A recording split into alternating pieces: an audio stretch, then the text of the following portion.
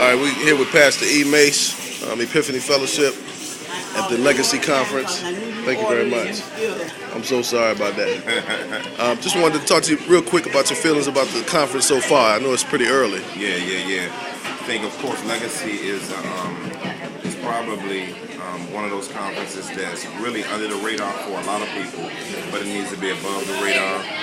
Just because of the passion that it came out of was trying to get cats, actually discipleship on the radar. The idea of faithfully transmitting the mind of Christ, faithfully from generation to generation. And one of those things that we wanted to see that happening as a local church. And so I think the legacy is going well. I'm looking forward to seeing the Lord really work for seeing what actually sparks after the conference is over. So I think it's easy to gather people, but it's harder to see faithfulness once the believers are scattered. And so hopefully once we scatter from the conference and re-huddle in local churches by the grace of God, hopefully it'll be a great opportunity to actually see discipleship take place rather than cats being wild by cats just bumping gums about discipleship, but actually seeing the Great Commission practically applied with rich theological depth. So I think the legacy is long overdue, and I'm hoping that it grows and develops even a more mature crowd, even though I know it's a very young crowd, but really want to see some pastors there who really have never, because the average cat has never been ushered from spiritual infancy to spiritual maturity, so it'll be a great opportunity to see that happen. Okay, just one more quick question. What do you think one of the keys is for us as young people not to take all of this content that we're getting and then just going home and forgetting it? Is there some sort of methodology? Should we take one piece at a time and say we want to work on this? Or how do we manage all of the content we're getting? I think it's according to where you are in your walk. If you're a person that hasn't been discipled yet, then I think presenting that to some leadership in the ministry, not trying to put them on blast, but saying, I need help with somebody walking with me, or me understanding what it's going to mean for me to become a comprehensive disciple, and I think that's going to be a real important thing.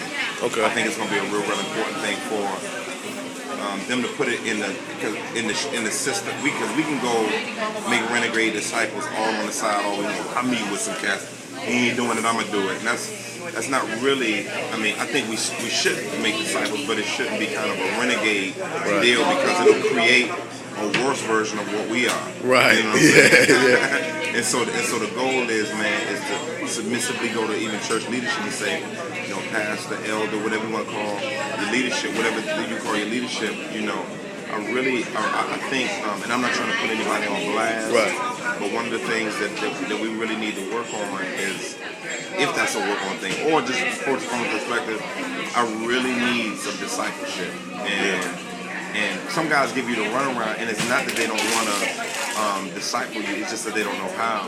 And then humbly asking, do you know how to do it, or what would you say is the way that we as a ministry church reproduce people growing from spiritual infancy to spiritual maturity? Colossians 1:28, admonishing and teaching every man that he may be presented complete in Christ. So I think that's a big thing. I'm gonna be talking about in a session today what the like a more broader understanding of discipleship. So to learn more about that, you might want to come to that session. I think I will. It's gonna be a little more than what cats mostly look at one-on-one discipleship. And we're going to talk about whether or not that's really a biblical concept of discipleship or not. Gotcha. Praise God, man. All right, I appreciate your time. I know it's early. Looking forward to all of that. I'll probably be in that session, Lord willing. And thank you very much again, Pastor E. Mace from Epiphany Fellowship, Philadelphia. Grace and peace.